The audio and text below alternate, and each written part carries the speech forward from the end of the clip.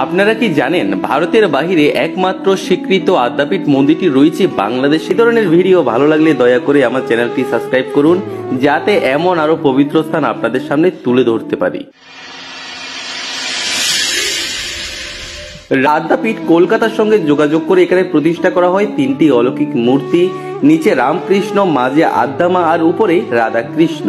এই মন্দির শুধু পূজার জন্য নয়, বরং মানব সেবার এক জীবন্ত ক্ষেত্র, যেখানে চলে বিনামূল্যে চিকিৎসা, দান, ধর্মীয় শিক্ষা আর সেবাকর্ম।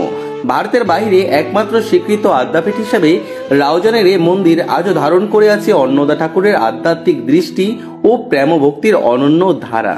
চোখে পড়বে দুইটি সুন্দর সরোবর, যার শান্ত জলরাশি যেন মন ছুঁয়ে যায়। পথের দুই পাশে সারি সারি বাহারি গাছ, পাখির ডাক আর হালকা বাতাস মিলে হয় যেন প্রকৃতিও এখানে থেমে গেছে কিছু সময়ের জন্য মায়ের আগমনের অপেক্ষায়।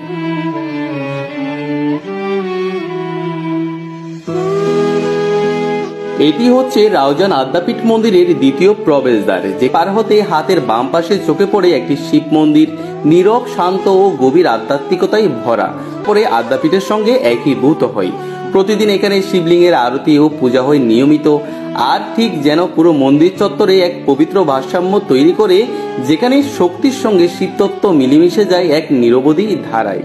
দেখতেই পাচ্ছেন শিবলিঙ্গের পাশে শ্রদ্ধা ভরে বসে আছেন নন্দী মহারাজ, ভক্তি ভরে চেয়ে আছেন প্রভুর দিকে।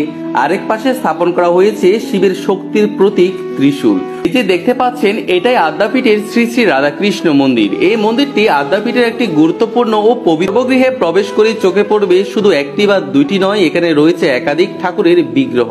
মনে হচ্ছিল যেন এটি একটি মহামঙ্গলময় দেবলোক, যেখানে ভগবান রাধাকৃষ্ণ, শ্রী জগন্নাথ, মহাদেব ও আরো অনেক দেবতা একত্রে অবস্থান করছেন আমাদের আশীর্বাদ দিতে। সে মুহূর্তে যেন হৃদয় ভরে উঠল এক অপরিমেয় প্রশান্তি ও ভক্তিভাব।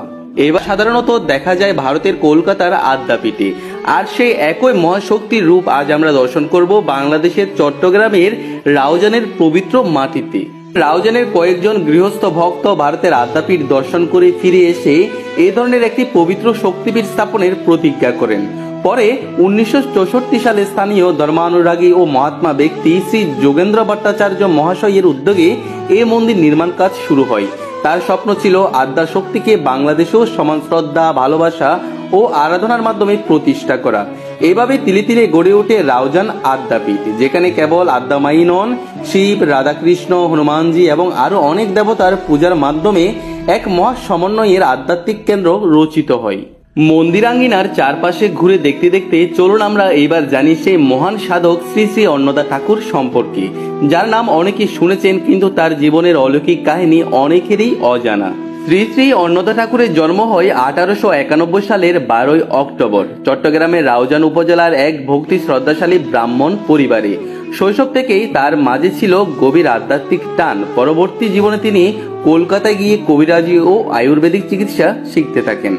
তখন থেকেই তার জীবনে শুরু হয় অলৌকিক অভিজ্ঞতা। নিয়মিত স্বপ্নাদেশ পেতে থাকেন শ্রী রামকৃষ্ণ মায়ের মূর্তি, যা বিজয়া দশমীর রাতে স্বপ্নাদেশ অনুযায়ী গঙ্গায় বিসর্জন দিলেও তার আগে তিনি সেই মূর্তির ছবি তুলে রাখেন।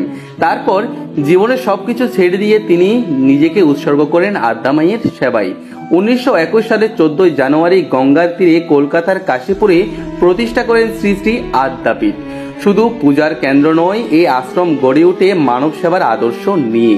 গরিবদের চিকিৎসা, অনাথ শিশুদের আশ্রয়, নারীদের শিক্ষা ও সুরক্ষা, মানবিক উত্তরাধিকার, যা আজও কোটি ভক্তের হৃদয়ে জীবন্ত। এই জায়গাটি হচ্ছে আদ্যাপীঠের অন্তর্গত অনাথ আশ্রম। ভেতরে প্রবেশ করতেই চোখে পড়ে একদল অনাথ শিশু, যারা খেলা করছিল, কিন্তু তাদের চোখে মুখে ছিল অপার শান্তি আর ভক্তিভাব। এই মুহূর্তটি ছিল হৃদয় ছুঁয়ে যাওয়া এক গা শিউরে ওঠার মতো অনুভূতি। কিছুটা সময় তাদের সঙ্গে কাটিয়ে আমি আশ্রমের পাশে থাকা পাঠাগারে প্রবেশ করি, যেখানে এই শিশুরা তাদের পাঠ্য বই, ধর্মীয় গ্রন্থ আর নানা শিক্ষামূলক বইয়ের সঙ্গে সময় কাটায়। এই পাঠাগার শুধু জ্ঞান চর্চার জায়গা নয়, এটি যেন তাদের আশার এক দীপ্ত আলো। এটি মন্দির নয়, এটি এক আধ্যাত্মিক শক্তি কেন্দ্র, যেখানে ভক্তি, সেবা এবং জয় মা আদ্যা, জয় মহাশক্তি।